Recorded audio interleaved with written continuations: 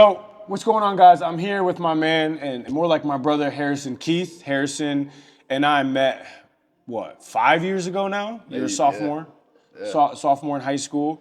You were like 165 pounds soaking wet. If that. You were running like a 4.940, Yup. had like a 26-inch vert. I remember the numbers. That's all true. And man, this kid at the time came to me and had a big dream, had a big goal. He told me as a sophomore he wanted to be New England Player of the Year. He wanted to be a captain his senior year. He wanted to be a top-level lacrosse player. He wanted to go D1 in football and lacrosse. As a sophomore in high school with big goals and dreams and ambitions, 2 years later, literally checked every single thing off. And we had the goal sheet. I don't know what happened to it. It would have been sick if we still had it. I need it. Maybe it'll come up randomly one day. But man, it's been a ride. It's been a journey. It's been also awesome seeing your growth over the last 5 years too, man. And this kid, not to make his head blow up too big, but I mean, Dean's List at Choate Rosemary Hall, one of the top high schools in the country academically. New England Player of the Year football. First team All New England lacrosse. Won a few championships while he was there in football. Did you guys win any championships in lacrosse? No. Had a great senior year. Ended up nationally ranked in lacrosse. Oh, nice. No championships. Nice. And then gets offers from almost every Ivy League school there was and chose Dartmouth and been there for 2 years. And then more success, back-to-back Ivy League champions in football. And is this going to be the first year you go play lacrosse there? Yeah, first year playing lacrosse. So going to go play lacrosse and hopefully do something there. Yeah. So the list is long, but he's a humble guy, so I trust him with it. And I'm excited to have you in here, man. And it was great getting back on the training floor and ripping up some speed and agility work. Not for sure. It's always going to be back. Yeah. Always going to be back. Lord I miss those days. Lord knows you need it, you know? It was good. So let's just start, because now I'm curious, like, what made you try for lacrosse this year and versus last year? Yeah, so obviously lacrosse has been a huge part of my life, going back to when I was really young. I knew it was something I wanted to consider in college, but obviously went to Dartmouth for football originally, so I wanted to settle in with the team freshman year, kind of make my mark, earn my spot on special teams or whatever it be. And I was able to do that. Had a great year this past year, so this fall. So decided lacrosse was something I did want to pick back up. I'm really excited and excited for what the future holds and seeing how we can handle two sports in college. What position are you in lacrosse, and like what are so you have goals obviously for football, like what are the goals this year in lacrosse and just overall like for the team? Yeah, so I play midfield, two-way midfielder, so offense and defense. Love running up the field. So goals, I just want to help the team. They play in obviously the Ivy League, which is arguably the best conference in Division I lacrosse. So stacked schedule, and so it's tough every year. But they're on the rise. We're on the rise, and I'm excited. Hopefully, we can have a good season, and obviously make the postseason, make a run. That'd be pretty cool. Let's go, man. Yeah, that's gonna be nice. So, like, dude, you're playing football. Yep. You're playing lacrosse, and you're at Dartmouth. Yes. Take us all through just like the time management, just like how do you handle, like what do you do to handle all the load and like the academics? Because you're a competitive guy. Obviously, grades, personal development, and sports are all high level, the highest level you can possibly have. Take me through, man. Like, how do you manage that? How do you handle that? Like, what's the day in the life of a two-sport high-level athlete at a school like Dartmouth? Yeah. Well, haven't played lacrosse yet, so we'll figure out two sport. But even just playing one sport, at a place like Dartmouth is difficult. So you definitely got to figure out, how to handle that. So I would say, obviously, in season is very tough. Football is your job. You know what I mean? Yeah. It takes up a lot of time, and so you really have to prioritize stuff. How many hours a week do you feel like in season, and then how many hours a week do you feel like even out of season, off season, lifts, film, meetings, like hours a week if you had to summarize? Also, I'll do hours a day. So like during the week. So I mean, a Tuesday or a Wednesday is obviously probably the hardest day of the week. So I mean, you're looking at probably if you're getting treatment, which if you're playing football, you're most likely getting treatment. Yeah. So that's about an hour a day, probably before anything starts in the afternoon, and then about an hour and a half of meetings before practice, and then practice for about 2.5 hours. And then, I mean, by the time you get to dinner, you're swamped. You're dead. So, I mean, that's like 6 hour day. That's a typical day. Yeah. And you got classes before that. Got to eat right, refuel your body, and then, hit the books. So it's tough. It's tough. Man. But I mean, that's the truth. It is the truth. And, when you're going through those tough moments, those tough times, you think back to, the little kid used to dream of stuff like this. So, I Yeah. mean, no reason not to give it your all. 100%. I remember when I was at Amherst, like, because I was just curious one day. I'm like, how many hours a week are we doing stuff during the season? And I told everything up. It was 44 hours Yeah. on the dot. Yeah. And I'm like, man, like, this is a full-time job. Yeah. At a D3, I mean, it was Amherst academically, but I'm like, 44 hours a week in season, and then out of season, I think was like 24. Yeah. But I'm like, you're working a full-time or part-time job, playing one sport, and then on top of that, I mean, you're at school like Dartmouth or Amherst. I mean, you're cranking the books. You're Yeah. writing 30-page papers. You're studying. You're doing 5-hour labs. You're going. Yeah. No, it's tough. How do you handle like the mental and emotional load like of all of that? Like, how do you keep yourself just happy, energized, or do you have those moments where you're just drained, and then what do you do when those moments happen? Yeah, no, you definitely have those moments. I'd say something I'm very proud of is that I've done a good job of surrounding myself with people who lift me up. Nice. I have, great friends back home, great family back home, and a great circle up at school with friends, coaches, whatever it be. And so, I mean, obviously you're going to have those tough times, but you're going through it with guys that you're really, really close with. You have great relationships with. So, I mean, you're never going through it alone. I always have guys to lean on. I live with all my teammates. And so, I mean, through those tough times, you just got to lean on your circle. And that's something that's helped me, honestly, for the last couple of years, not even just at Dartmouth, up at Choate, living on my own when I was 15 years old. So that's kind of what's helped me. Good. Yeah.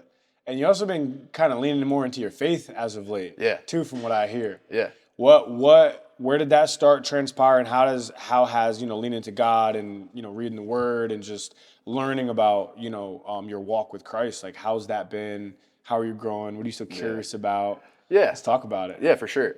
So my family is a religious family, but nothing crazy.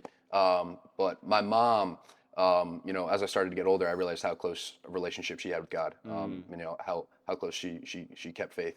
And so it really started when I went and lived on my own. Like I said, at 15 years old, I had a tough time. Honestly, my freshman year was really, really hard. I felt kind of lost. I wanted to be home. I wanted to be with my friends.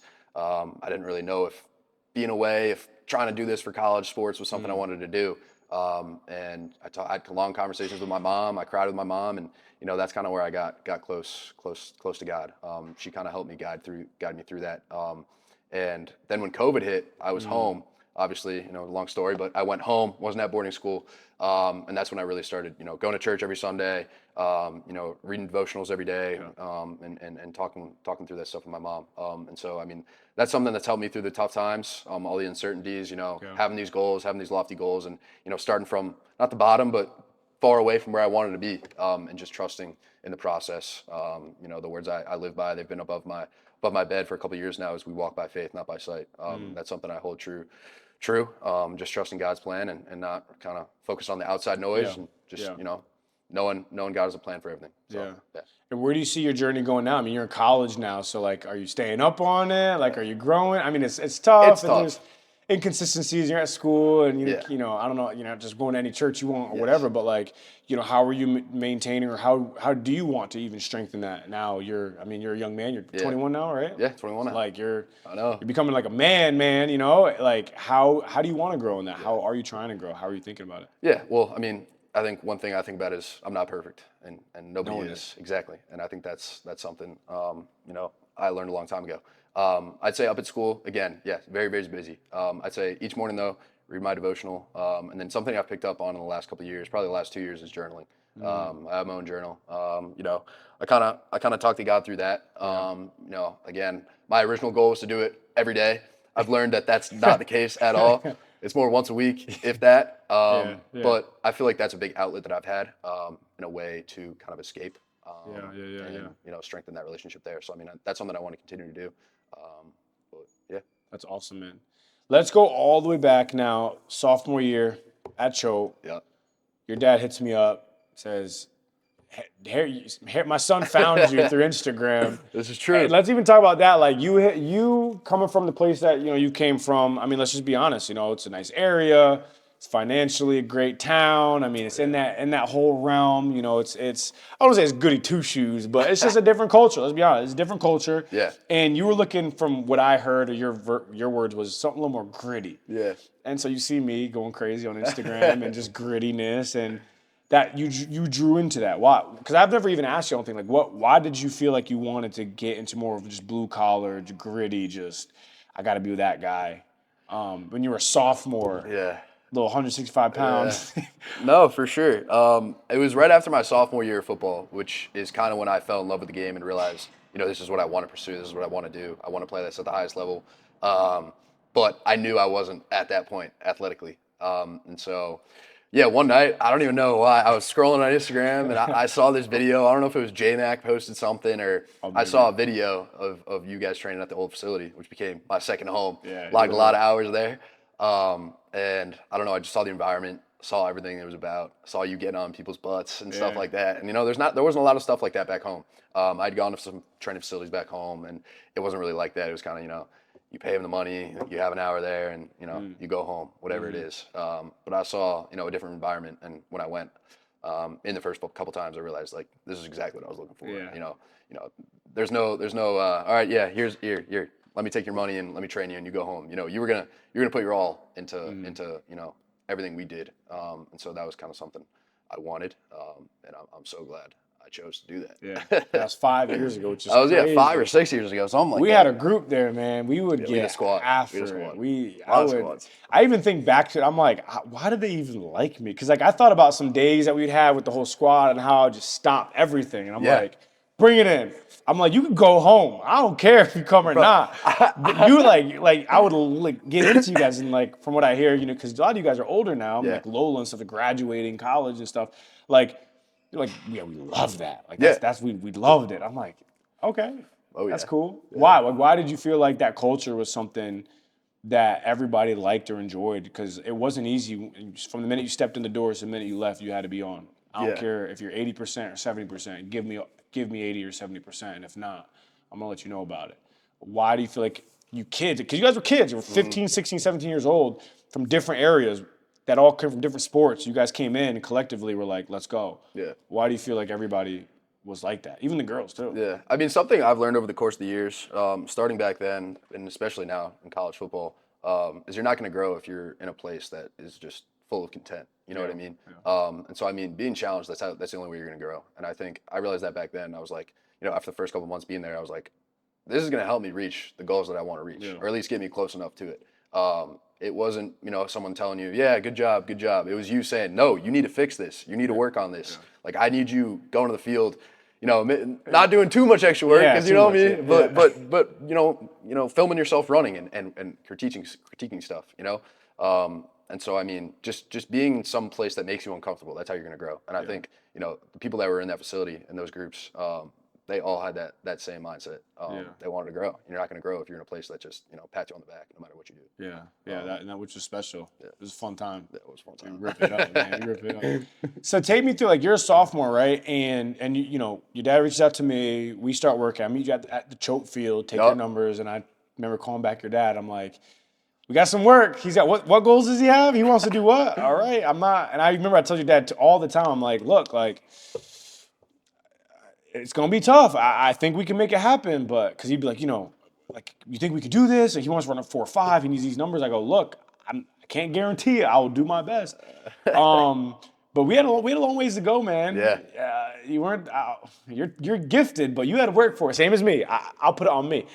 I didn't have the God-given talent that some other people have. Like my brother Tristan, he has. I mean, he trained and had the talent, and that's why he is where he is. But I had to work for it. I wasn't naturally fast, naturally big. I was like same as you. Yeah. Like, that's why we connected so well.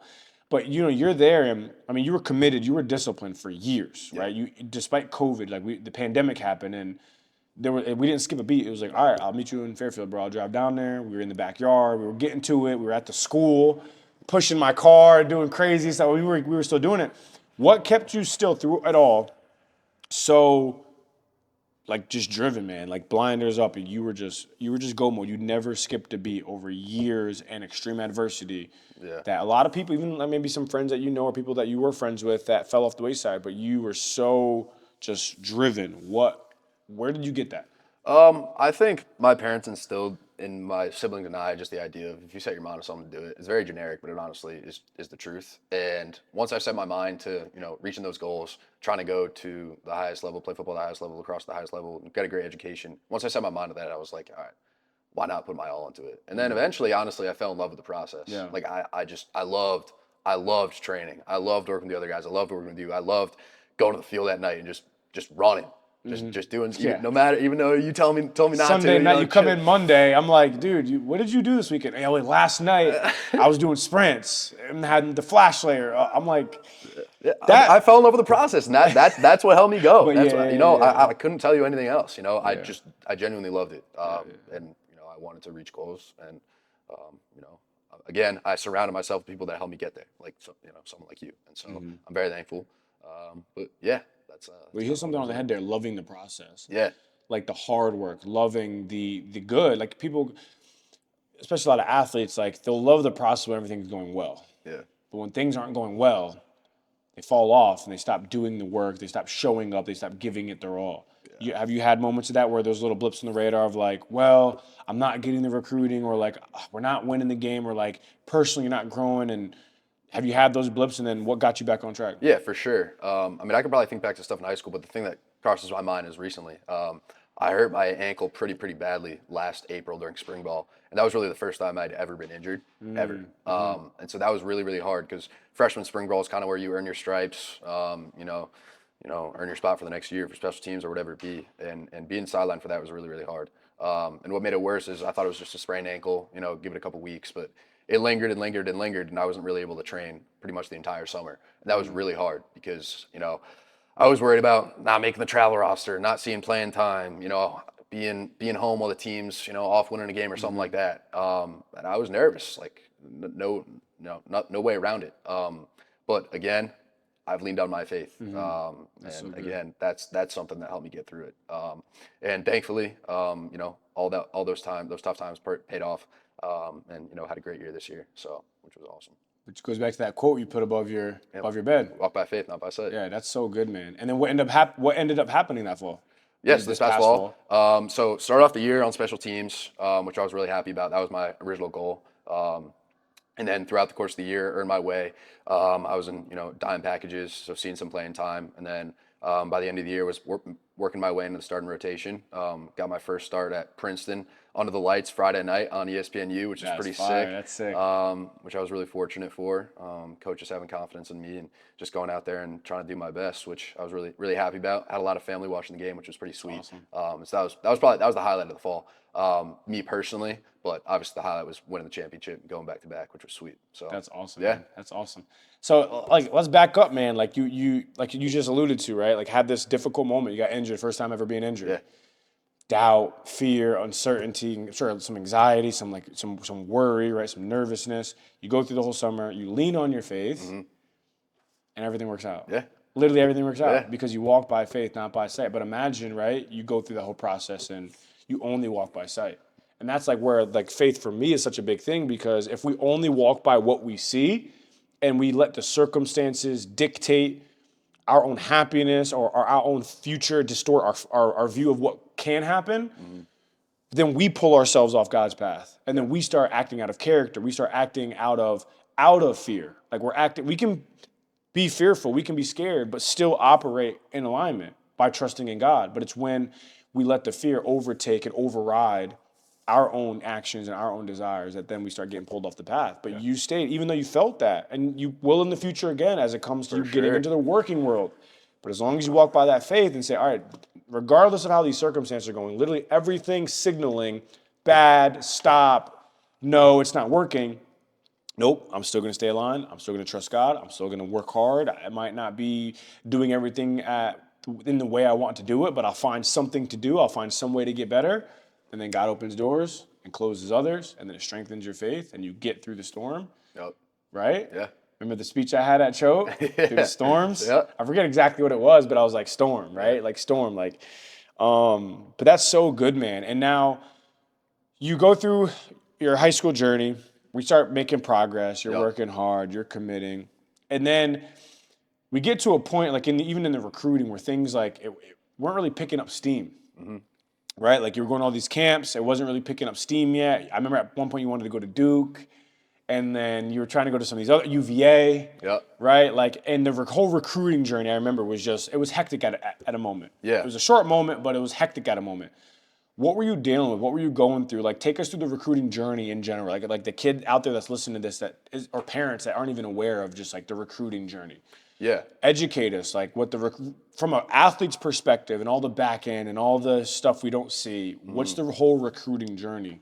Yeah, no, there's definitely a lot of stress to it. And as someone who went through it, and I had a lot of friends who were in the same position, I can kind of speak on different perspectives. For me, like you said, yeah, there were a lot of nights where you were wondering, will I ever get an offer? Will I ever have an opportunity?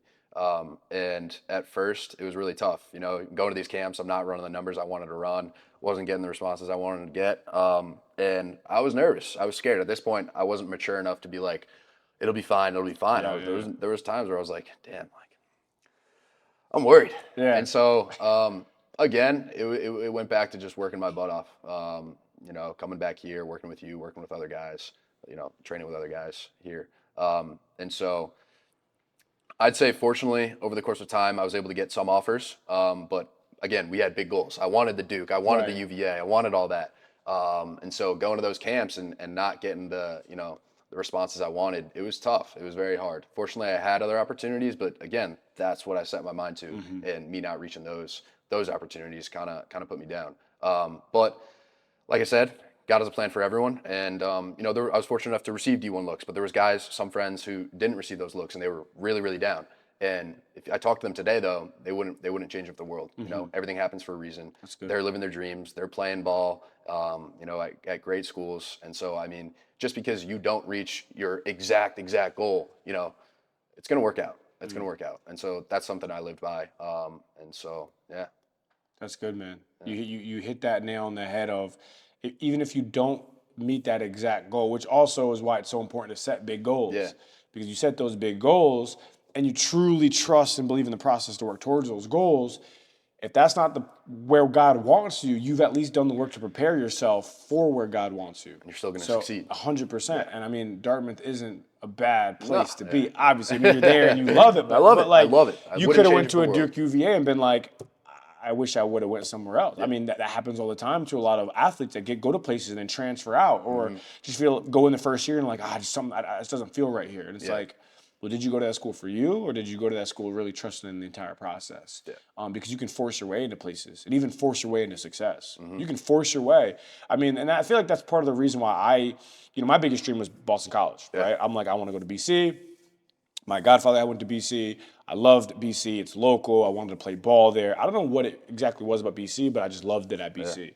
Yeah. And, I get to my second week of my senior year, snap my ankle, and lost all the looks I had, which mainly were from some Patriots, and BC was one of them that was looking at me. I went to the camp for a few years. They were like, you'd come here as an athlete. We'd like that. And then I break my ankle and lose all the recruiting, and then go through the entire rest of my senior year, get some film, whatever, and then still talking to some schools, and BC offered me a PWO. They were like, we'll give you preferred walk-on, you can come in and earn a scholarship.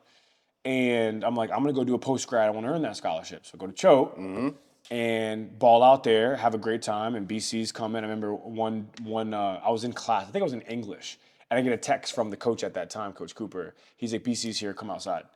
And I'm like, oh. So I literally can I go to the bathroom? Walk outside, and BC coach there is like, look, man, we want you. We'll give you a PWO, blah, blah, blah. I'm like, all right. So I apply, get in. But something was just like, nah, just one of those things. And I'm like sitting here, I'm like, I could go to my dream school. I got accepted into my dream school, into the School of Management too. I think it's Carroll School of Management. I got accepted into the school. I could walk on. I mean, you know us, like we work hard, we'll make it happen. But something was just like, nah, and end up at Amherst, and I wouldn't change it for the world. Exactly. But it goes back to that whole like, God will open up doors, he'll close doors, but you got to trust his plan and process. Yep. And as long as you work your butt off and stay prepared, then you'll be ready for when he opens that door. Yeah. What are those doors that you're hoping that open in the future? What are some dreams and goals that you have now? Think about it. That's the tough part. That's my next, it used to be the recruiting process, and then it was, finding my spot on the team. Now it's the world of internships and Yeah. careers after that. Take And us through that journey. I don't know. So I'm a young kid. That's the thing That's I'm worried perfect. about, and I don't know. I don't have an So answer talk for that. about that, because you're right there in that moment. So like you're primed to have a good perspective of now. Like, Okay. what are you thinking about? What's the anxiety? What's the fears? What's the process? Like, take us through exactly where you are now. Take us through it. All right. So I feel like a lot of kids at an Ivy League institution, they're worried about, getting that job to make the most money and stuff like Yeah. that. And it's a lot of competition for the best internships and stuff like that. And I'm kind of in that boat where, I've been surrounded with people like you who do stuff for the joy of it, not for the money. Yeah. And so I'm trying to find that balance, trying to do what that's I good. love. And it's like, yes, I do want to be successful. I do want to be able to provide a great life for my future family and stuff like that. But it's also trying to find the balance of, do I really want to sit at a desk for, 10 hours a day and stuff like that? Or trying to figure out what I love. And I love sports. I love all that. And so I'm sort of leaning into trying to get into the sports industry. I don't know Yeah, exactly what. yeah. I need to figure that out. But I mean, again, balancing whether I want to go into the business world or sports world or whatever it be, I'm kind of, again, my mind's kind of swirling, trying to figure out what I want to do and, what sacrifices to make. So That's good, man. yeah, I don't know. So stressful. It's yeah, stressful. I've said no. That's real, man. So what are you going to? What are your next steps? Like, how do you how what's your thought process on trying to start to kind of peel the layers of that onion away, so I get into some of these answers? What are some things that you're thinking about doing? So fortunately, Dartmouth, I have a lot of resources. Especially with the football team. We have life after college coaches and stuff like that. Nice. And so now that the season's over, the football season at least, again, picking up lacrosse season, but now that it's getting to this coming summer and looking into internships, I'm gonna try to pick the brains of people who have gone through those routes. I'm fortunate enough to have people, guys who graduated from Dartmouth last year who are in, the business world now or the sports world now, working in the NFL and stuff like that. And so, gonna try to pick those guys' brains, see, the pros and cons of everything, and see kind of how that fits with, what I'm looking for. And so, I need to get on that. Get on that. Start that process. You're like, I need to start actually doing that. Exactly. And what's so funny too, because you keep alluding to it, is like ever since your sophomore year till even where you are now, you've mentioned, oh, I've surrounded myself around other people. Yeah. Oh, I network with other people. Oh, I got around other people. Oh, I had to get into a gym around those other people. And it just kind of dawned on me now, like all of our success or lack thereof success for anybody out there is, who do you surround yourself with? Yeah. And are you reaching out? Are you putting out your hand and saying, hey, I need some help? Yeah. Whether it's physically need some help, mentally need some help, or literally like career-wise or sport-wise, hey, I need some help with this. But I mean, that's a recurring theme in your story is, oh, I was a sophomore, I needed help. I found you, I reached out. Oh, I got to choke, I got on some other guys, I reached out. Oh, I get to my senior year of high school, I reach out to guys, figure out this whole recruiting process. Oh, I get to Dartmouth. Oh, I'm struggling. I have a good group of guys. Like, oh, I need to find a job. I need to figure out what I'm going to do with my life. I'm going to go pick these other guys' brains. Like, it's just a continuous process of relationship and community. Yeah. Which, if we want to talk about faith and talk about the Bible real quick, talk about God, like, God is relationship. He is community. He's the Holy Trinity. He's 3 in 1. What is that? That's community. Yeah. Jesus surrounded himself around 12 disciples. Yeah. He didn't need 12 disciples. He's God. He was the most powerful man to ever walk this earth. He didn't need 12 human flesh degenerates, by the way, because they were Christian killers and they were sinful and they were adulterous and reading disabilities and talking disabilities. And these were 12 disciples who weren't great. They all had issues. And he surrounded himself around 12 people who all had issues, and he yet still surrounded himself around these people. And always stayed in community with God, even though he was God incarnate. So consistently we see throughout the Bible this community aspect and this relationship aspect. And then you talk about your journey, the relationship. And then I think back on my journey, relationship. All throughout my entire life, I remember being in high school and being a sophomore in high school and changing positions from safety and running back to quarterback, which I never wanted to play. I didn't know that. Yeah, I still didn't want to play. I shouldn't have played, but I still played it. Like, if I could go back and there's anything I could have changed, which I wouldn't change anything if I could, I wouldn't play. I would have stayed playing running back because I had the build for running back. Yeah. I had the mentality of a running back. I ran. Even when I was at Choate doing Wildcat, like it would take 5, 6 people before I'd come down. Like I would move piles. Like I was a running back. So I played quarterback, got my training, whatever. But I remember like kids on my team, They didn't want to work. I mean, I Yeah. come from a small little town of Griswold. Kids, they didn't want to work like that. Other than one or two guys later in my journey, Ralph Mayo, shout out to him. He was like the one kid who was like, I'll catch, I'll do whatever. But he wasn't even playing football at the time. He was more so just like, I'll help you out. Yeah. Anyway, man, I'm playing this position, playing this position I didn't really that enjoy, and I'm like, I need to get around other athletes. I need some wide receivers. I need to get around some other competitors. And I found two kids from Montville, which was 30-minute drive away, to train with. Still boys, like still good friends to this day. And they were a team that we played against every year. But one was going to Sacred Heart, 6'4", 220, and the other kid 6'2", 200. Good wide receivers, both played collegiate. And I'm reaching out to them across, the Couple state, towns over, yeah. towns over to go train with all summer, to throw to. But I surrounded myself. I reached out and said, hey, y'all play wide receiver, I play quarterback, let's train. And we did that for like two summers. And then, things happen how they happen, break my ankle, reach out to my coach at the time, who's like, look at boarding schools.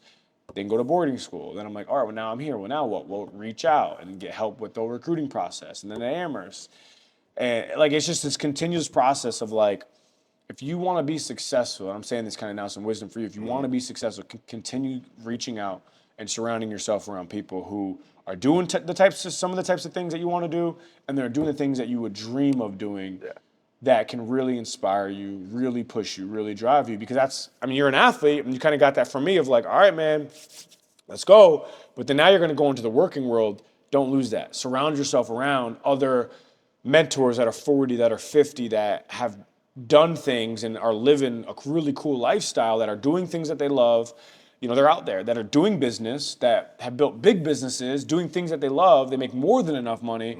They work incredibly hard, but they've gone that other path and found their lane and have gone through the processes to build a life that they love, still in finance, real estate, software, sport, whatever it is. They found that lane, they've gone down that path, and they've kept networking, they've kept reaching out to people, and it's really awesome to see. And so for you, man, like as you're going through this process and trying to figure out that lane, think outside the box. Think outside the box. Think outside the box.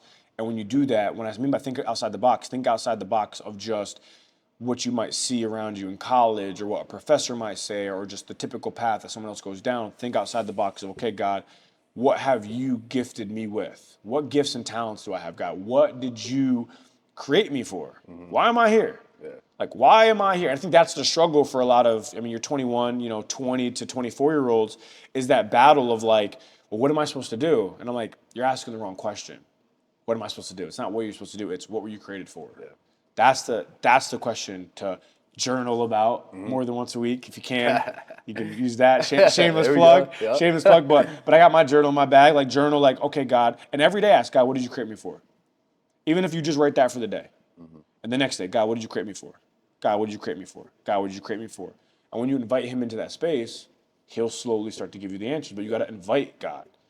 We don't serve the type of God that makes us do things and makes us serve him. That's why we serve such a contradictory. It's contradictory, but such a good God is he give us free will. He lets us make our own decisions, good and bad. That's why there's evil and sin in the world, because blame Adam and Eve. But God wants to be invited because he wants communion. He wants relationship. So that's just something, man, that was on my heart of just sharing with you. Like, don't ask yourself, what am I supposed to do?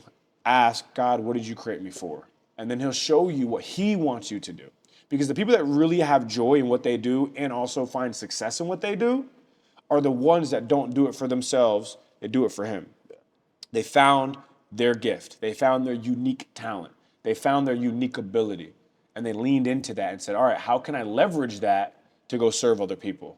And it just so happens that when you go do that and serve other people, it comes back to you monetarily, it comes back to you relationally, it comes back to you emotionally, it comes back full circle. Yeah.